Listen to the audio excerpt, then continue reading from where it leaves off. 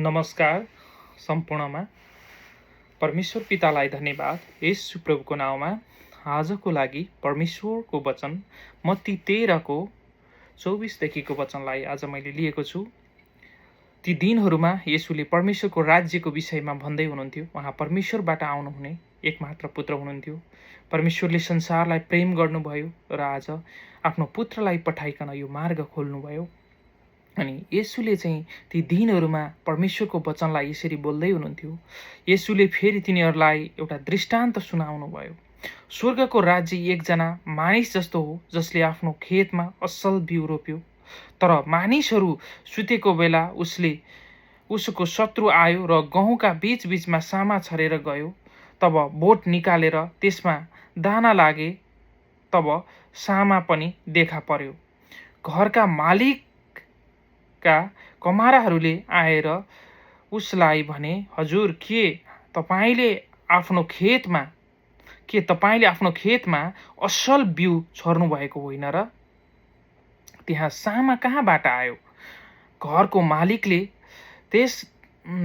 तिनीहरूलाई भन्यो, कुनै शत्रुले यसो गरेको होला। कमाराहरूले उसलाई भने, के हामी गएर ती बटुलौँ?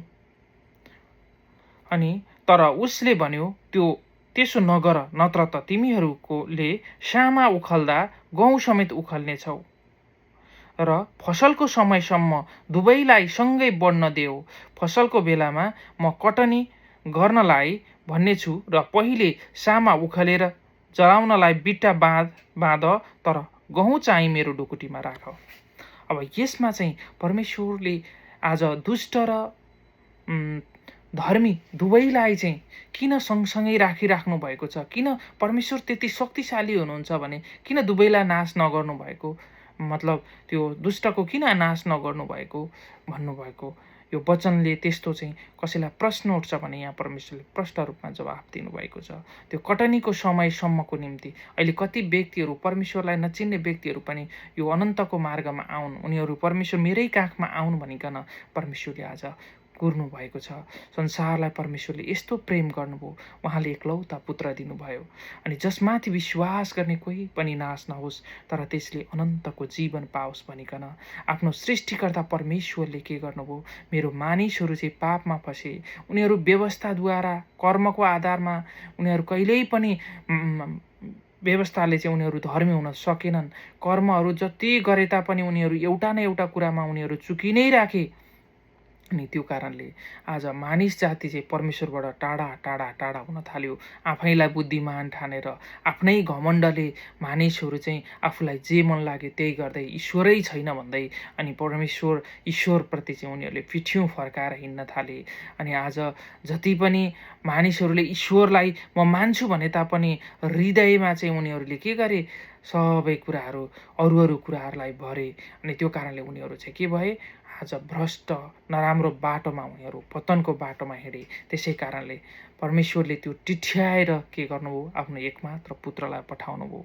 अनि उहाँले जुन संसारलाई यस्तो प्रेम गर्नुभयो अनि जसले उहाँमाथि विश्वास गर्छ त्यो कोही पनि नाश नहोस्, तर त्यसले अनन्तको जीवन पाओस् भनिकन अनि त्यो अनन्तको जीवनको निम्ति येशूलाई पठाउनु भयो। र येशूले नै आज उहाँले कुनै पाप गर्नु भएन, तर सारा मानिस जातिहरूको उहाँले कल्याणको निम्ति उहाँले धेरै त्यहाँ चाहिँ रोगी बिरामीलाई निको पार्नुभयो, भूतहरू निकाल्नुभयो, मरेकाहरूलाई पनि जीवित पार्नुभयो। अनि हरेक व्यक्तिहरूलाई उहाँले सान्त्वना दिनुभयो र उहाँले आफ्नै मृत्युको बारेमा पनि उहाँले बोल्नुभयो। परमेश्वरले पठाएर म आएको हुँ भनेर सबैलाई प्रमाणित गरेर उहाँ मृतकबाट पनि उहाँले के गर्नुभयो? सारा मानव जातिको निम्ति आफ्नो शरीरलाई अर्पण गर्नुभयो र उहाँ मृत्युलाई पनि जितेर 3 दिन पछाडि उहाँ जीवित भई उठेर 40 दिनसम्म उहाँले आफ्नो चेलाहरूको सामु शिक्षा दिनुभयो। र उहाँले अन्तिममासम्म पनि उहाँले भन्नुभएको छ, हरेक मानिसहरू, सारा संसारका मानिसहरूलाई चाहिँ परमेश्वरले आज यो मार्गमा ल्याउनु भनिकन म आएको हुँ। सारा संसारलाई तिमीहरूले चाहिँ यो कुराहरू भन।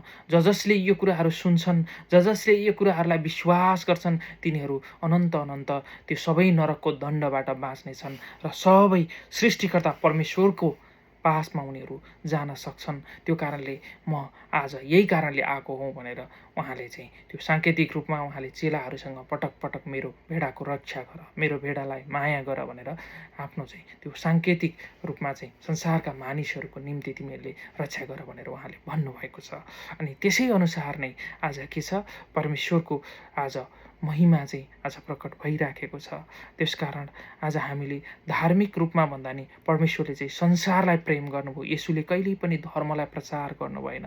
उहाँले भन्नुभयो परमेश्वरको राज्य नजिक आएको छ, पश्चाताप गर किनभने परमेश्वरको राज्य नजिक आएको छ भन्नुभयो।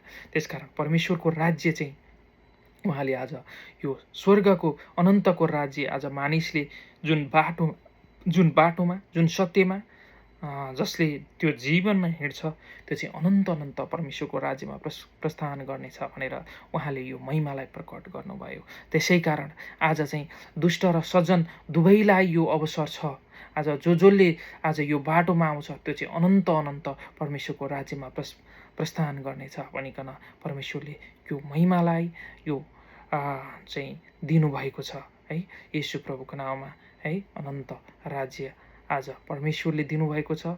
जसले मन फिराउँछ र यो राज्यमा आउँछ, जसले यी वचनहरू सुन्छ र जसले परमेश्वरलाई खोज्छ त्यसको निम्ति अनन्त जीवन चाहिँ को निश्चित छ, मुक्तिको निश्चित छ, मुक्तिको ग्यारेन्टी छ।